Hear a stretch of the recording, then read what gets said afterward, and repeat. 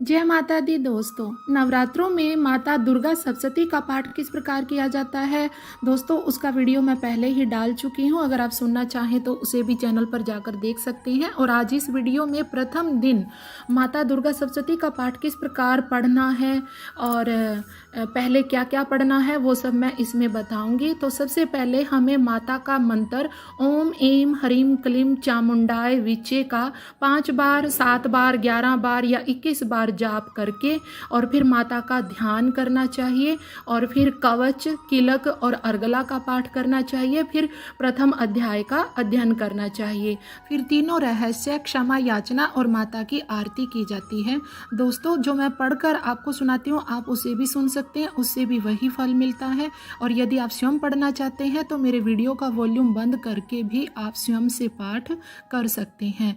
तो आगे शुरू करते हैं हम प्रथम दिन की पूजा विधि। हम माता का ध्यान करेंगे। सर्व मंगल मांगल्ये शिवे सर्वार्थ साधिके शरण्ये त्र्यंबके गौरी नारायणी नमोस्तुते। ब्रह्मा रूपे सदानंदे परमानंद स्वरूपिणी धृत सिद्धि प्रदे देवी नारायणी नमोस्तुते। शरणागत दीनार्थ परित्राण प्रायणे सर्वस्याति हरे देवी नारायणी नमोस्तुते। दुर्गे समृता हर्षि भीतिमशेष जन्तोः स्वस्थै समृता मतिं तीव्र शुभां ददासि। दारिद्र्य दुख भयहारिणी का त्वदन्या सर्वोपकार करणाय सदार्द्र चित्ता। इस तरह से दोस्तों आप संस्कृत में भी माता का ध्यान पढ़ सकते हैं और हिंदी में चाहे तो आप हिंदी में भी कर सकते हैं। तो अभी मैं आपके सामने हिंदी में अनुवाद करने जा रही हूँ। करुणामयी जगत जननी आनंद व स्नेहमयी माँ, आपकी सदा जय हो। हे अम्बे, पंखहीन पक्षी और भूख से पीड़ित बच्चे जिस प्रकार अपनी माँ की राह देखते हैं, उसी प्रकार मैं आपकी दया की प्रतीक्षा कर रहा हूँ। हे अमृतमयी माँ, आप शीघ्र ही आकर मुझे दर्शन दें, मैं इसका रहस्य जान सकूं, ऐसी बुद्धि मुझे प्रदान करें। हे माँ दुर्गे, आप स्मरण करने पर संसार के तमाम प्राणियों का भय हर लेती हैं और शांत चित्त से चिंतन करने पर परम कल्याणमयी बुद्धि प्रदान करती हैं। दरिद्रता, दुख और भय हरने वाली आपके सिवा दूसरी कौन है, जिसका चित्त सबका उपकार करने के लिए सदा दया से द्रवीभूत रहता है। पूर्ण श्रद्धा के साथ भगवती का ध्यान करते हुए इस मंत्र का सतत जप करें। इससे विलक्षण आध्यात्मिक, भौतिक एवं नैतिक शक्ति का अभ्यास स्वयं में होने लगेगा। जय माँ दुर्गा। अब हम माता दुर्गा का कवच करेंगे। दुर्गा कवच। ओम नमश्चंडिकायै नमः। महर्षि मार्कंडे जी ने ब्रह्मा जी से पूछा, हे पितामह, इस जगत में परम गोपनीय तथा सब प्रकार से मनुष्यों की रक्षा करने वाला कोई उपाय मुझे बताइए। ब्रह्मा जी बोले, ऐसा उपाय तो देवी का कवच ही है, जो सबसे गोपनीय, पवित्र तथा सभी प्राणियों का उपकार करने वाला है। हे विप्र, दुर्गा की 9 मूर्तियां हैं जिन्हें नव दुर्गा कहते हैं। उनके नाम हैं, पहली शैलपुत्री, दूसरी ब्रह्मचारिणी, तीसरी चंद्रघंटा, चौथी कुसमांडा, 5वीं स्कंद माता, 6ठी कात्यायनी और 7वीं कालरात्रि, 8वीं महागौरी और 9वीं मूर्ति का नाम सिद्धिदात्री है। ये सभी नाम जगत पिता ब्रह्मा जी द्वारा प्रतिपादित हुए हैं। जो मनुष्य अग्नि में जल रहा हो, शत्रुओं से घिर गया हो, विषम संकट में फंस गया हो अथवा अन्य किसी प्रकार के भय से आतुर होकर भगवती दुर्गा की शरण में आता है, उसका कभी कोई अशुभ नहीं होता, उसके ऊपर कोई आपत्ति नहीं आती, उसे शोक, दुख और भय नहीं होते। जिन्होंने भक्ति पूर्वक देवी का स्मरण किया है, उनका निश्चय ही कल्याण होता है। हे देवेश्वरी, जो तुम्हारा स्मरण करते हैं, उनकी तुम निसंदेह रक्षा करती हो। चामुंडा देवी का वाहन प्रेत है और वाराही देवी का वाहन भैंसा है। ऐन्द्री का वाहन हाथी है और वैष्णवी देवी का गरुड़ है। माहेश्वरी वृषभ पर आरूढ़ है। कुमारी का वाहन मोर है। लक्ष्मी देवी कमल के आसन पर स्थित है और हाथों में कमल लिए हुए है। वृषभ पर आसीन ईश्वरी देवी ने श्वेत रूप धारण कर रखा है। ब्राह्मी देवी हंस पर बैठी हुई है। इनके अतिरिक्त भी अनेक देवियां हैं। ये सभी देवियां अनेक प्रकार के आभूषणों से युक्त, अनेक प्रकार के रत्नों से सुशोभित तथा योग शक्तियों से संपन्न हैं। ये सभी देवियां क्रोध में भरी हुई अपने अपने वाहनों और रथों पर बैठी हुई दिखाई देती हैं। शंख, चक्र, गदा, शक्ति, हल और मूसल, खेटक और तोम्र, परशु तथा पास, कुंत और त्रिशूल तथा उत्तम सांग धनुष आदि अस्त्र शस्त्र अपने हाथों में धारण किए हुए हैं। इनका उद्देश्य दैत्यों का नाश करना, भक्तों को अभय प्रदान करना और देवताओं का कल्याण करना है। महान रौद्र, अत्यंत घोर पराक्रम, महान बल और चढ़े हुए उत्साह वाली हे देवी, तुम महान भय का नाश करने वाली हो। तुम्हारी ओर देखना भी कठिन है। शत्रुओं का भय बढ़ाने वाली दुर्गे, मेरी रक्षा करो। पूर्व दिशा में इंद्री मेरी रक्षा करें। अग्नि कोण में अग्नि शक्ति, दक्षिण दिशा में वाराही तथा नैऋत्य कोण में खड्ग धारणी मेरी रक्षा करे। पश्चिम दिशा में वरुण शक्ति और वायव्य कोण में मृग पर सवारी करने वाली देवी मेरी रक्षा करें। उत्तर दिशा में कुमारी और ईशान कोण में त्रिशूल धारण करने वाली शूल धारणी देवी मेरी रक्षा करे। ब्रह्माणी ऊपर की तरफ से और वैष्णी देवी नीचे की ओर से मेरी रक्षा करे। शव को अपनी सवारी बनाने वाली चामुंडा देवी दसों दिशाओं में मेरी रक्षा करे। जया मेरे अग्रभाग की और विजया पीछे की ओर से मेरी रक्षा करे। वाम भाग में अजिता और दक्षिण भाग में अपराजिता मेरी रक्षा करे। उदोतिनी शिखा की रक्षा करे और उमा मूर्धा स्थान की रक्षा करे। मेरी ललाट को मालाधारी बचावे और यशस्विनी देवी मेरी बाहों की रक्षा करे। बाहों के बीच में त्रिनेत्रा और नासिका की यम घंटा देवी रक्षा करे। दोनों नेत्रों के मध्य भाग की संखिनी और कानों की द्वार का वाहिनी रक्षा करे। कालिका देवी गालों की तथा भगवती सांकरी कानों के मूल भाग की रक्षा करें। नासिका में सुगंधा और ऊपर के होठ में चर्चिका देवी हमारी रक्षा करे। नीचे के होठ में अमृत कला तथा जीभ की सरस्वती रक्षा करे। कुमारी दांतों की और चंडिका कंठ स्थान की रक्षा करे। चित्र घंटा गले की गुटकी की और महामाया तालू में रहकर मेरी रक्षा करे। महादेवी कामाक्षी ठोडी की और सर्व मंगला देवी मेरी वाणी की रक्षा करे। भद्रकाली गर्दन की रक्षा करे और धनुर्धरी मेरुदंड की रक्षा करे। कंठ के बाहरी भाग की नीलग्रीवा और कंठ की नली की रक्षा नलकुबरी देवी करे। मेरे दोनों कंधों की रक्षा खड़िगिनी और दोनों भुजाओं की रक्षा वज्रधारणी करे। मेरे दोनों हाथों की रक्षा देवी दंडिनी और अंगुलियों की अंबिका रक्षा करे। शूलेश्वरी नखों की रक्षा करे। कुलेश्वरी देवी मेरे कोख में रहकर रक्षा करे। महादेवी दोनों सतनों की और शोक विनाशिनी देवी मन की रक्षा करे। ललिता देवी हृदय में और शूल धारणी पेट में रहकर मेरी रक्षा करे। नाभि की कामिनी और गुहा भाग की गुहोश्वरी देवी रक्षा करे। भगवती कमर की और विंध्यवासिनी घुटनों की रक्षा करे। संपूर्ण कामनाओं को देने वाली महाबला देवी दोनों जंघाओं की रक्षा करे। नरसिंही दोनों एड़ियों की और तेजस्वी देवी दोनों पांवों के ऊपरी भाग की रक्षा करे।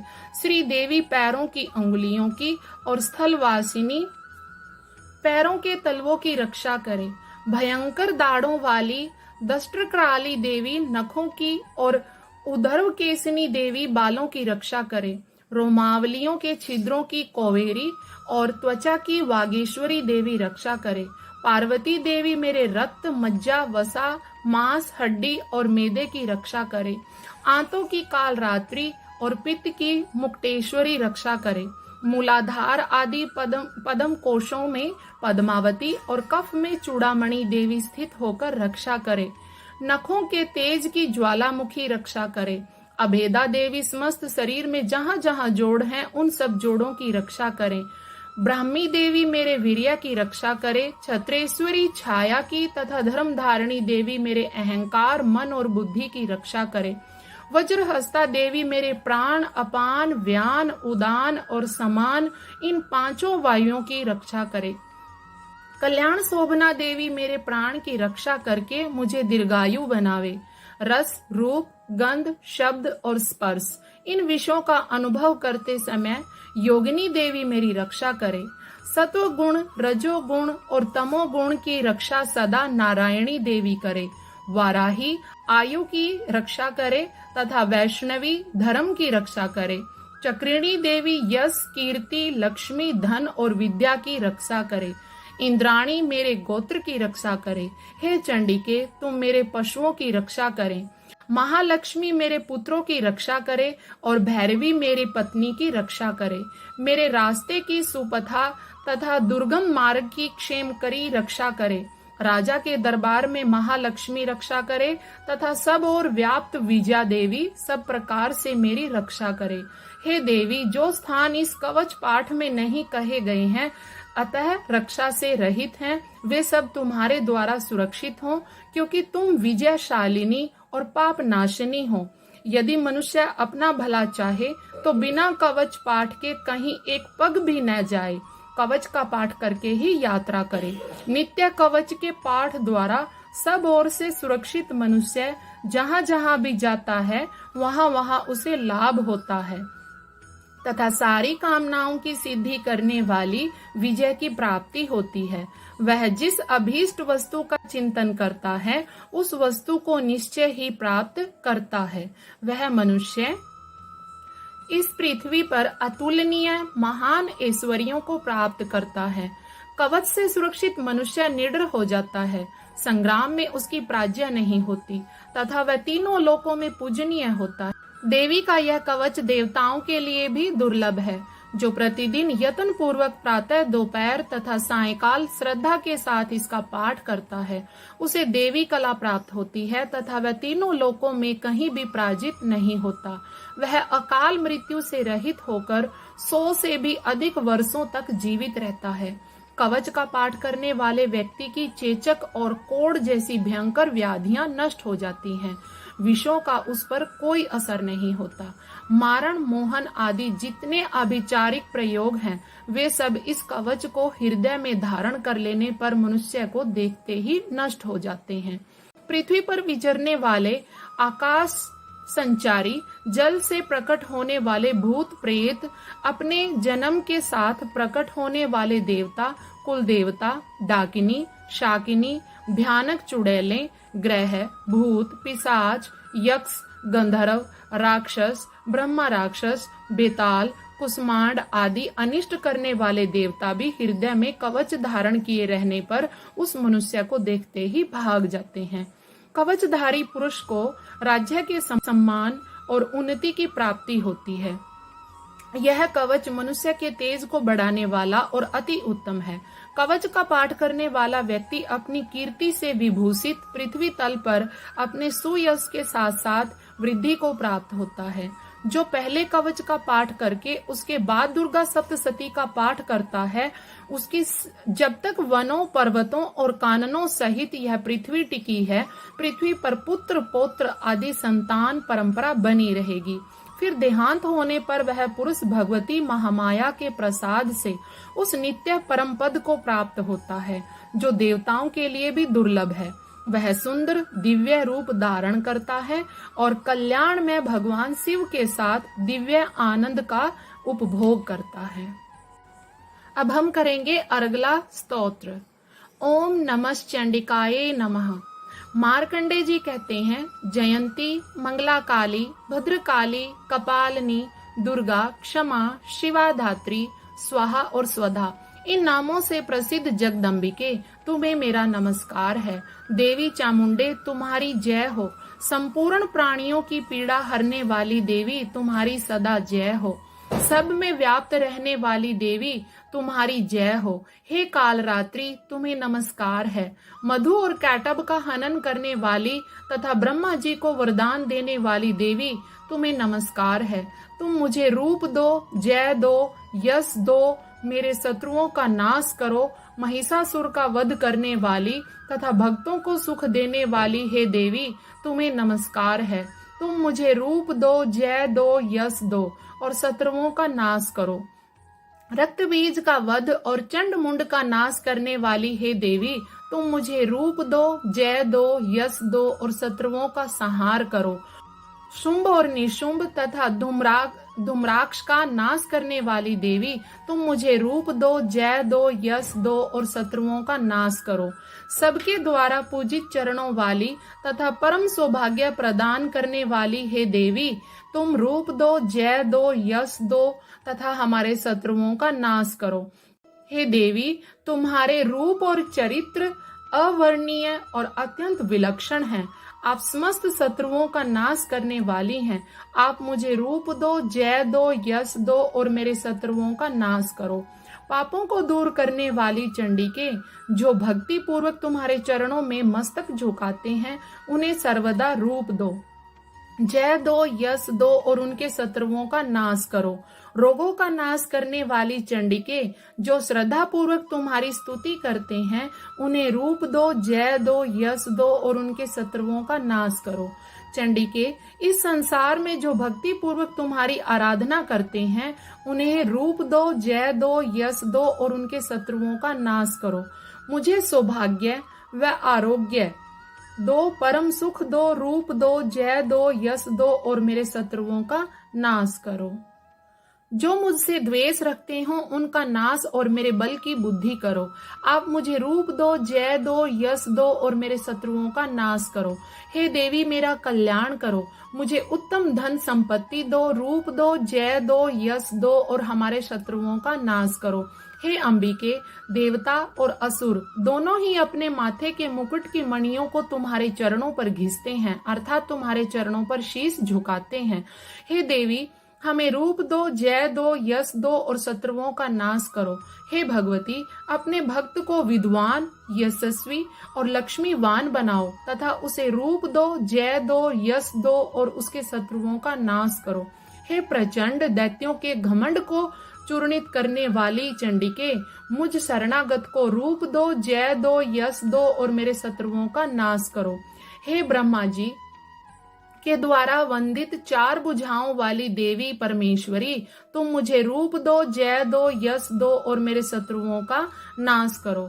हे देवी अंबिके, भगवान कृष्ण द्वारा नित्य निरंतर भक्ति पूर्वक तुम्हारी स्तुति की गई है। तुम मुझे रूप दो, जय दो, यश दो और मेरे शत्रुओं का नाश करो।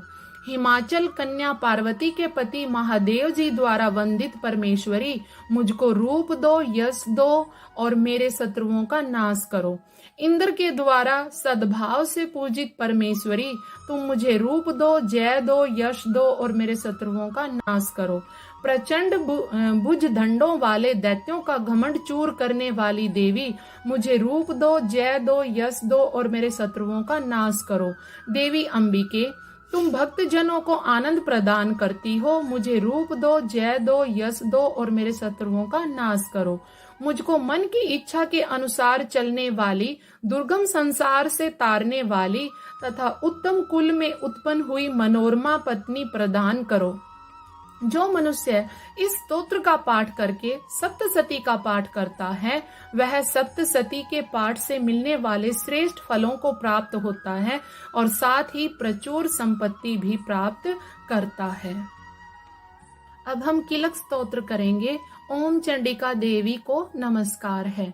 मार्कंडे जी बोले, शुद्ध ज्ञान की ही जिनका शरीर है तथा तीनों वेद जिनके 3 दिव्य चक्षु हैं, जो सुख प्राप्ति के हेतु हैं तथा अपने मस्तक पर अर्धचंद्र का मुकुट धारण करते हैं, उन भगवान शिव को नमस्कार है। विघ्न बाधा उपस्थित करने वाले शाप रूपी किलक का जो निवारण करने वाला है, उस स्तोत्र को संपूर्ण रूप से जानना व समझना चाहिए। यद्यपि इसके अतिरिक्त अन्य मंत्रों के जप में भी जो सतत लगा रहता है वह भी कल्याण का भागी होता है। उसके भी उच्चाटन आदि कर्म सिद्ध होते हैं तथा समस्त दुर्लभ पदार्थों व वस्तुओं की प्राप्ति होती है। तथापि जो केवल इस स्तोत्र से ही देवी की स्तुति करते हैं, उनकी स्तुति मात्र से ही देवी सिद्ध हो जाती है। उन्हें अपनी कार्य सिद्धि के लिए मंत्र, औषधि तथा अन्य किसी साधन के प्रयोजन की आवश्यकता नहीं रहती। बिना जप के ही उनके उच्चाटन आदि समस्त आभिचारिक कर्म सिद्ध हो जाते हैं। शिवजी ने लोगों को सर्व सिद्धियां बिना परिश्रम किए प्राप्त हो जाने के प्रयोजन से इस शुभ स्तोत्र को किल दिया था और चंडिका के इस स्तोत्र को गुप्त कर दिया था। इसके पाठ से अक्षय पुण्य की प्राप्ति होती है। अन्य मंत्रों का जप करने वाला व्यक्ति यदि इस स्तोत्र का जप भी करे तो वह पूर्ण रूप से कल्याण का भागी होता है।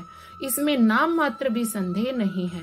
जो साधक कृष्ण पक्ष की चतुर्दशी अथवा अष्टमी को एकाग्र मन से भगवती की सेवा में अपना सर्वस्व समर्पित कर देता है और फिर उसे प्रसाद रूप से ग्रहण करता है, उसी पर भगवती प्रसन्न होती है, अन्यथा नहीं। इस प्रकार सिद्धि के प्रतिबंधक रूप किलक के द्वारा महादेवी जी ने इस स्तोत्र को किलित कर रखा है। जो विधि विधान से निष्किलन करके सप्तसती का प्रतिदिन स्पष्ट उच्चारण पूर्वक पाठ करता है, वह मनुष्य सिद्ध हो जाता है।